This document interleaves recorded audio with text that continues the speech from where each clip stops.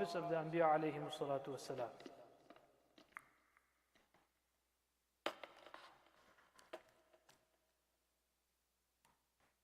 ये तो यूसुफ ने कहा ये सारी चीजें हाँ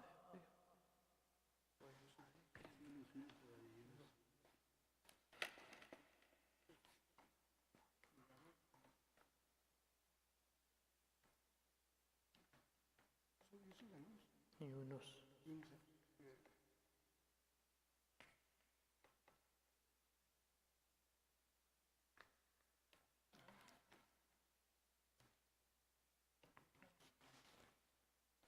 So much of the surah has to do with the Aqidah of Islam, Anbiya alayhimu salatu wassalam, their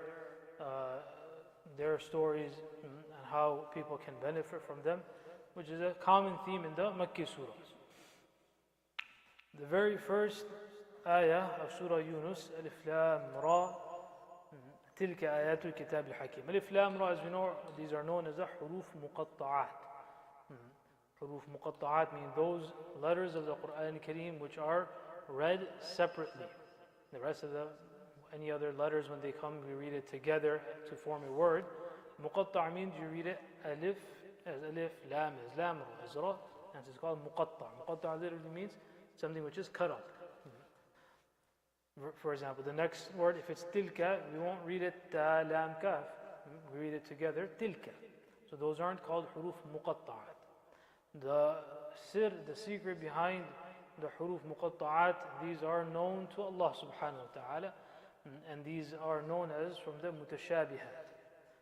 Mutashabihat versus the muhkamat.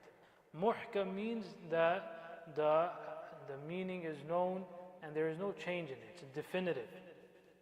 For example, قُلْ هُوَ اللَّهُ أَحَدٌ. Allah is one. There's no two ways about this.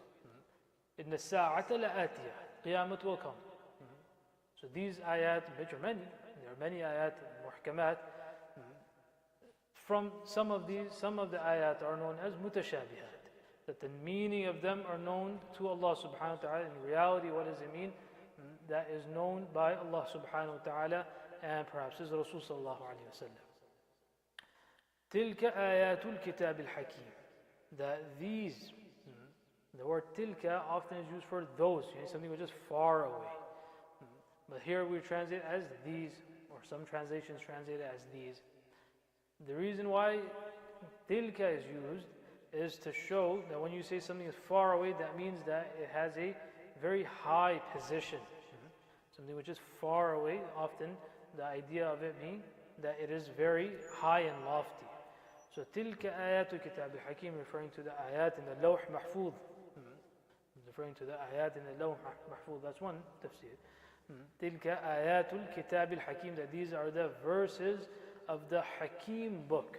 Al-Kitab al-Hakim. So over here, the description of the Quran Kareem is being given as Hakim. Hikmah. Now, the word Hakim itself has many meanings behind it.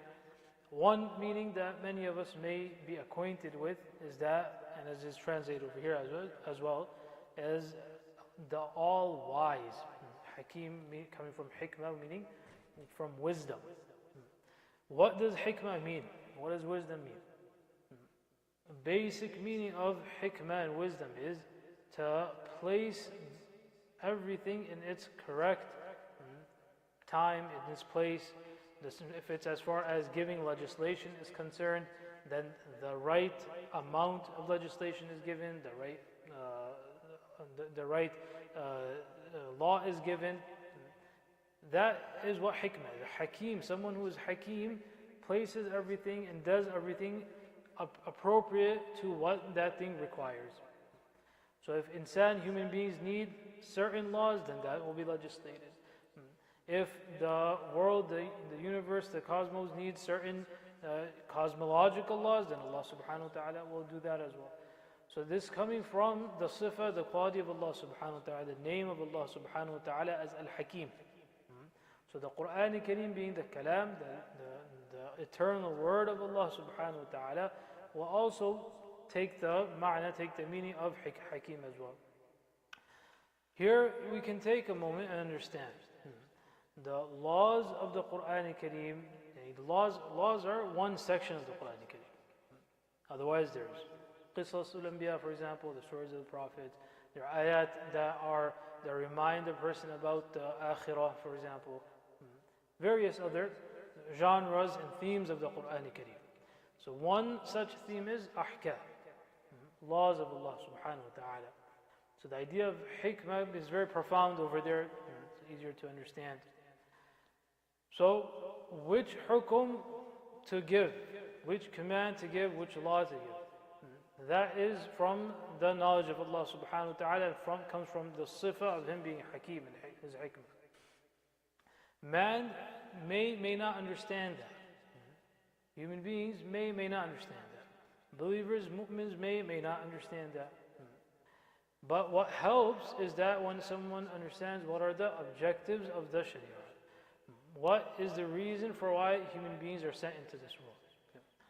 When human beings look at laws, commands, what to do, what not to do, everyone has a particular worldview, so to say. And based off of this worldview, the lens that they wear, then they judge and they gauge, is this law good, not good, does it make sense, does it not make sense, does it fit, does it not fit us? But the issue is that what informs a person's understanding to begin with? That's the question.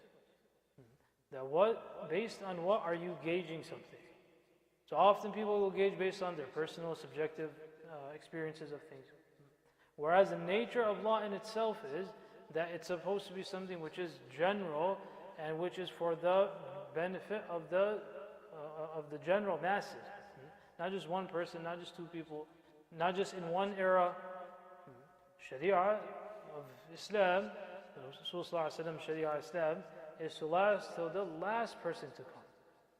So when you and I think about what should be permissible, should not be permissible, our understanding and our thought only goes to our situation, our locality, our time, our space.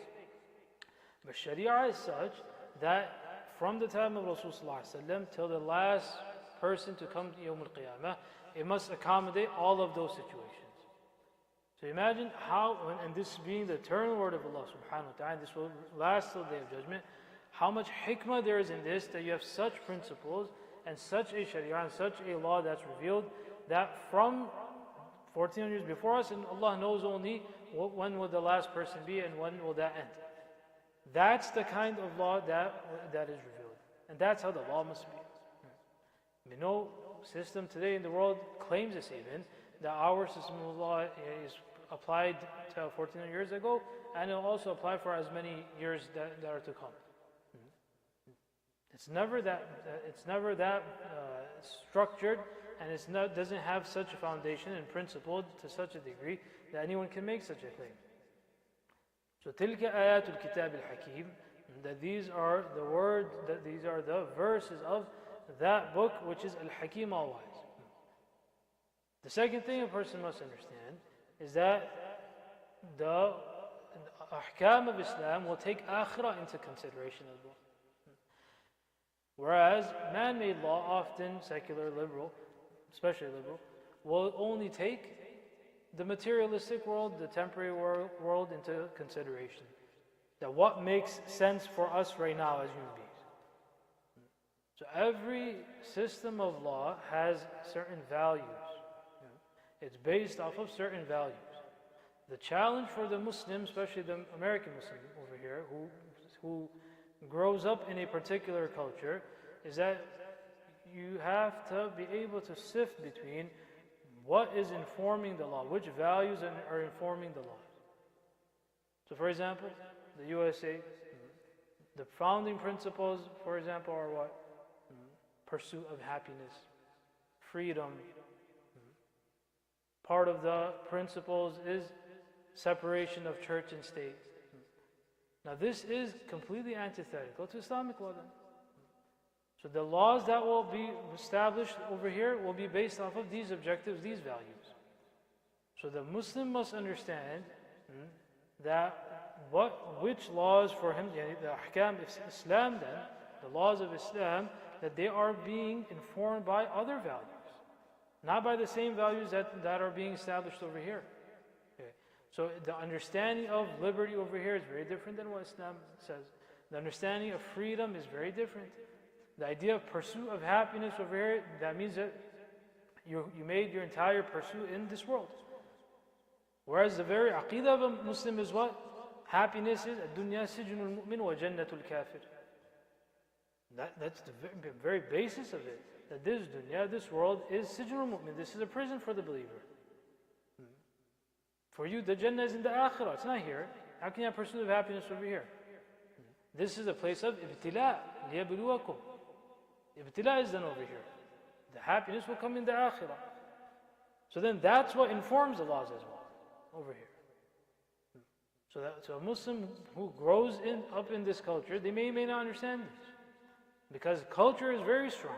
8 hours, 9 hours, 10 hours of your day, if you stay in a particular culture, then that's how your mind gets developed.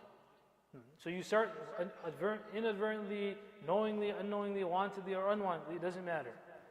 Culture is very strong.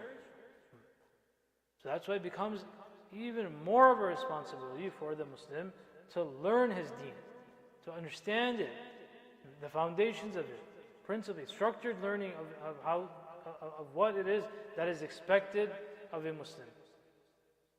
This can go on and on. Inshallah, we'll stop here for today. Inshallah, we'll continue with the other tafsir of the same word. Subhanallah bihamdi, subhanakum bihamdik. Nashhadu an la ilaha illa anta astaghfiruka.